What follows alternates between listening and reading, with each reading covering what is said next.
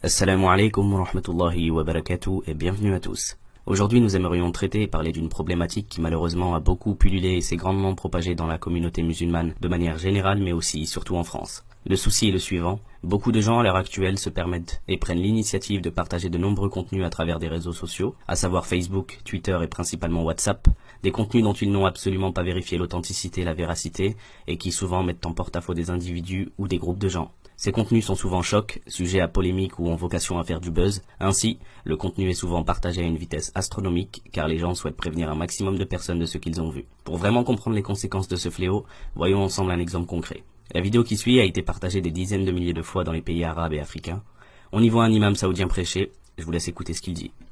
أيها الإخوة، سوف أطلب منكم طلبا وأرجو ألا تستغربوه وألا تتعجبوا منه.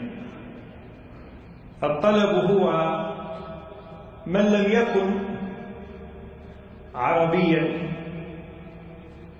أو قبليا أو سعوديا فأرجو ألا يصلي معنا في الجمع القادمة. فهذا المسجد مخصص لأبناء العرب لأصحاب النسب الرفيع، لأبناء القبائل، للسعوديين فقط وليس لغيرهم. On voit donc au travers de cette vidéo que l'imam clame des propos xénophobes, nationalistes et racistes, contraires à ce que l'islam prône. Ces propos si chocs ont même été appuyés d'un petit émoticône afin de susciter l'émotion chez le spectateur et l'inciter ensuite à partager à son tour. Ces propos sont choquants, sortis de leur contexte, oui. Analysons à présent les réels propos de l'imam.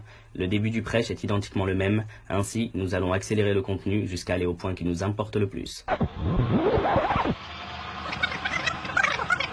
إنني أعلم أن هذا الطلب غريب وعجيب، وأرى الابتسامة تلوح على وجوه الكثيرين منكم، وأنا أعلم أنكم تعلمون أنني لست جادا في هذا الطلب ولا أعنيه ولا أقصده، وأعوذ بالله أن أفكر يوما من الأيام بمثل هذا التفكير، وأضرع إلى الله أن ألقى الله بمثل هذا التفكير.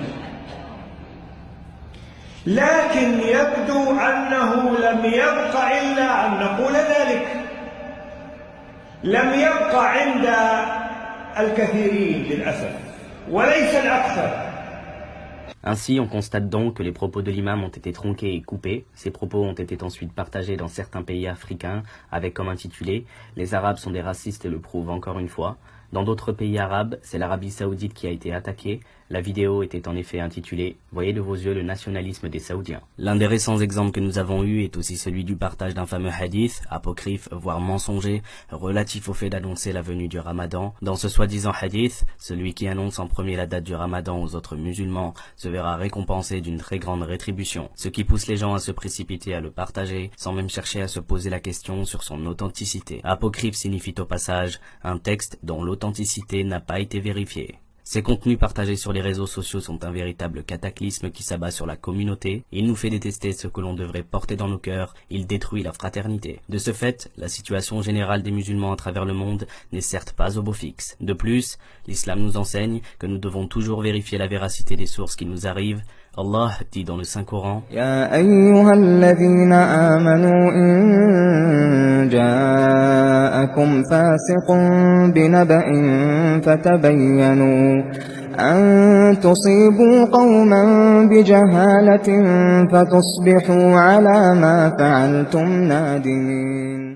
Le Coran est donc univoque, nous ne devons jamais partager d'informations ou de nouvelles tant que nous n'avons pas la certitude qu'elle est véridique. Ainsi, gardons toujours à l'esprit que le fait de partager des contenus sans en vérifier l'authenticité peut être extrêmement dangereux, qu'il s'agisse de contenus religieux ou de simples faits d'actualité. Merci à tous d'avoir suivi cette vidéo, n'hésitez pas à la partager sans modération au plus grand nombre afin de nous aider à lutter contre cette mauvaise habitude. N'hésitez pas également à nous faire remonter en commentaire les éventuels faux messages que vous avez rencontrés sur votre chemin, il serait très intéressant de voir jusqu'où va ce phénomène. A très bientôt. Assalamu alaikum wa rahmatullahi wa barakatuh.